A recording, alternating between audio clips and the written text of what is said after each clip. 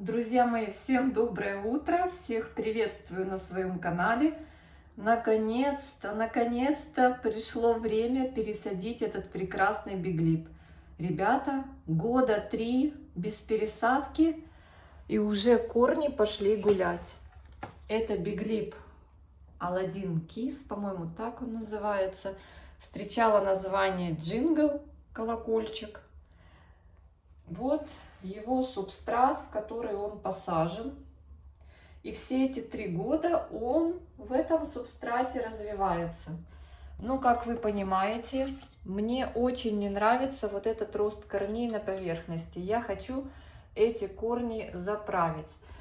Цветет он каждый сезон, но в этом сезоне он просто разбудил почку, поленился давать новый цветонос.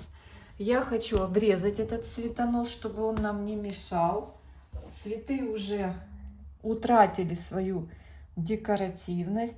Где-то 1-1,5 сантиметра от поверхности я обрезаю цветонос.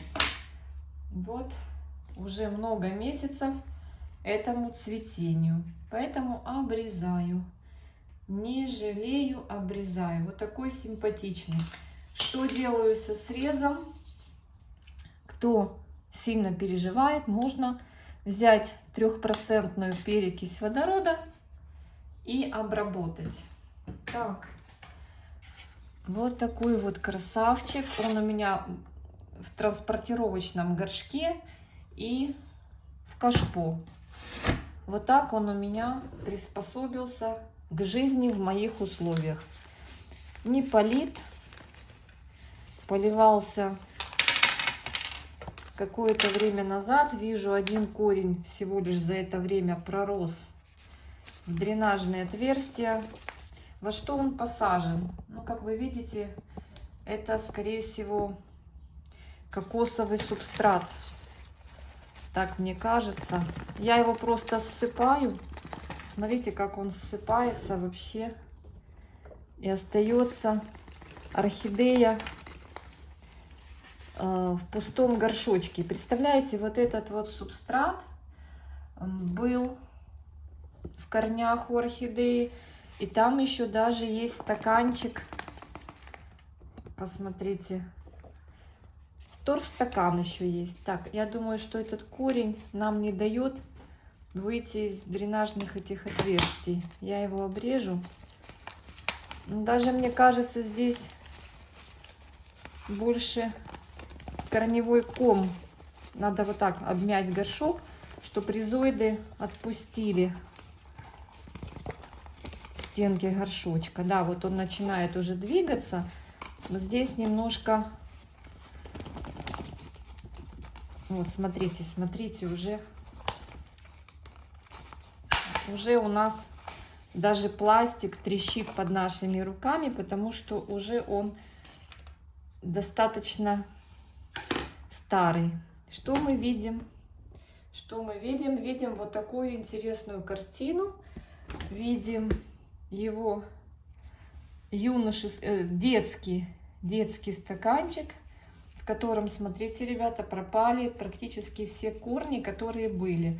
Но не все, часть корней осталась. Вот я его снимаю, этот стаканчик. Все, что остается, это часть живых корней и часть пропавших. Здесь был грунт с добавлением немножко коры. Хотя эта кора, она была на поверхности, и мне кажется, что это я уже добавила эту кору. В общем, вот такой вот субстрат, достаточно рыхлый, был у него в корнях. Даже корни приобрели вот такой рыжий цвет из-за того, что субстрат такого цвета. Я убираю старые корни, кончики сухих корней тоже обрезаю. Прощупываю все корешки, нахожу сухие, обрезаю.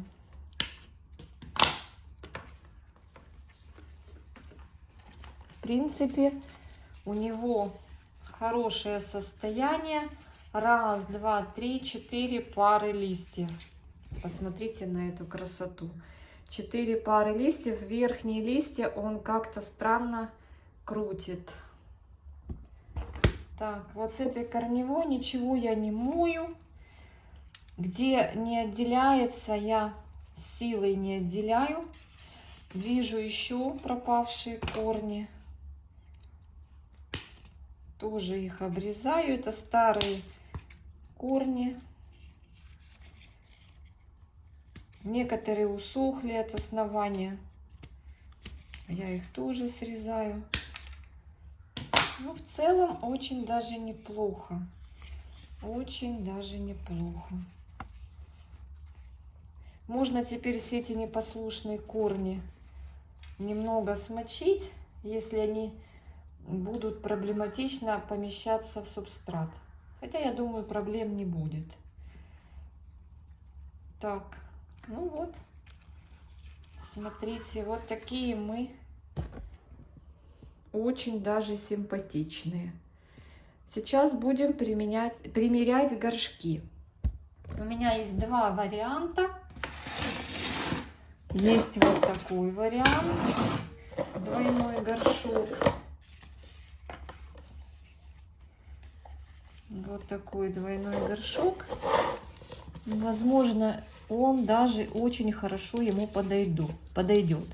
Бывает, что я даже в очень большие горшки высаживаю, но при этом я не боюсь, потому что тогда я очень дозированно, аккуратно совершаю полив.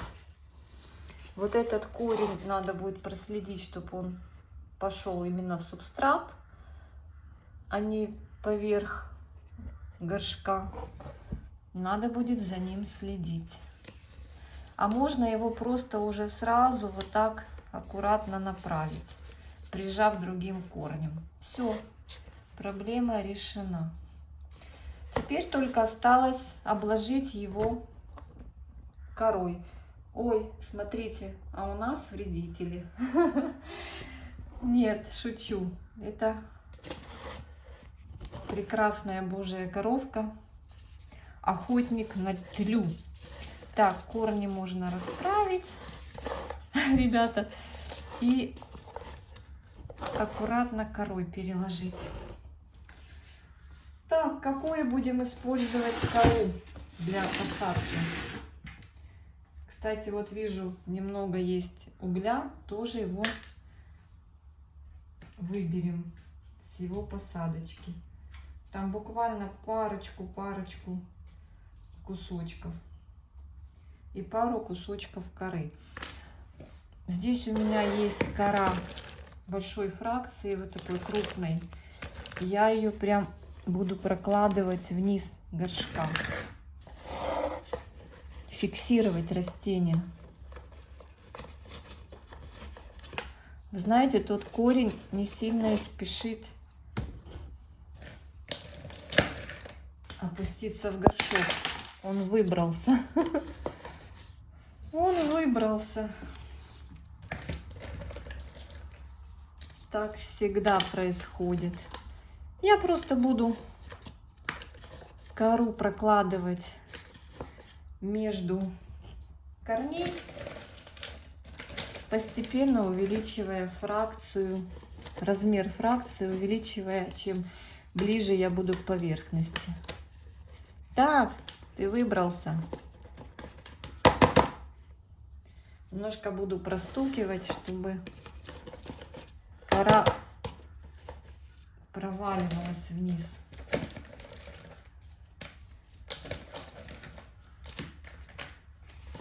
Буду ли я использовать мох? Нет. Мох я сегодня использовать не буду. Я буду использовать на поверхность субстрата коко-чипсы.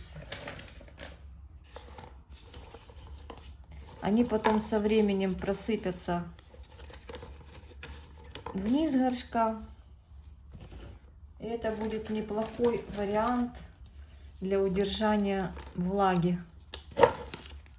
Ой, я надеюсь, что коринки помогут зафиксировать орхидею. Вот такая у меня сегодня посадка, ребята, в галтованную кору. в двойной горшок. Ничего сложного. Просто избавили орхидею от старого грунта и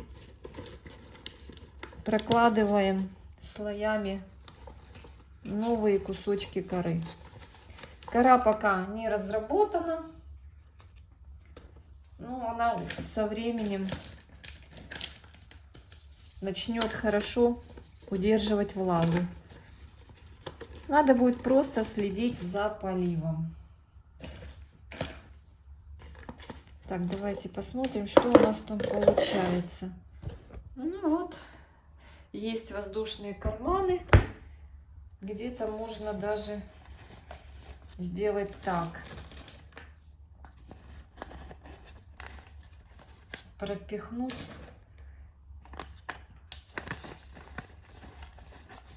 посильнее кусочки коры вниз. Я думаю, что орхидее понравится. Корни должны дышать, ну и при этом получать влагу и иметь доступ света, поэтому прозрачный горшок. Смотрите, неплохо получается. Корни я не мочила. Кто-то, может, сделает по этому поводу замечание. Но мы несколько дней, ну даже не дней, наверное, сутки мы постоим без полива. Веломен, в принципе, не критично просушен. Сверху будут влажные чипсы. И я думаю, что потом проливом я просто пролью. О, это слишком крупный кусок коры. Так, ну все. Теперь надо немножко мелкой коры. Где-то были кусочки угля. У меня его немного. Вообще нужно приобрести. Уголь хорош для высадки орхидей. Так.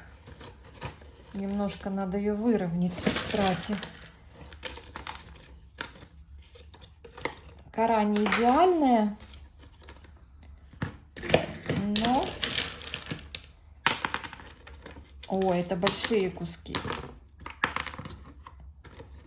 Слишком крупные. Нормально, хорошо. Мне уже нравится. Главное, чтобы понравилась орхидея. Немножко мелких кусочков коры добавим. Ну и теперь начнем присыпать чипсами. Чипсы у меня промыты несколько раз в проточной воде, в горячей проточной воде, потому что в чипсах может быть некоторое количество солей. Этот корень все-таки не желает идти в субстрат. Но я надеюсь, что мы не упустим шанс его туда пригласить. Можно сверху чем-то прикрыть его. Когда он почувствует внизу влагу, он пойдет вниз. Я очень на это надеюсь. Видите, как он на грани. Сюда чипсов добавим. Потом при поливе чипсы смешаются с корой. Я даже так укладываю, они просыпаются вовнутрь посадки между коринками. И будет двухкомпонентная посадка. Чипсы и галтованная кора. Прекрасно. Я считаю, что неплохо получилось. Очень даже неплохо. Все. Новый дом для орхидеи готов. Через сутки я ее пролью проточной водой. Просто можно даже замочить, так как это двойной горшок. Но я просто пролью. Вообще рекомендуют, если кора не разработанная, делать замачивание. Видите? Но корни, так как они участвовали в пересадке, они могли немножко травмироваться. Поэтому сейчас надо дать время на то, чтобы они немножко пришли в себя, затянулись эти микротрещины после нашего вмешательства. Все, друзья мои, вот так пересадили мы нашего биглипа. Вот такой красавчик. Надеюсь, что в следующем сезоне он нас порадует более обильным цветением. Всех обнимаю. Всем мирного неба. Большой привет из Украины. Большой привет из Одессы. Обнимашки.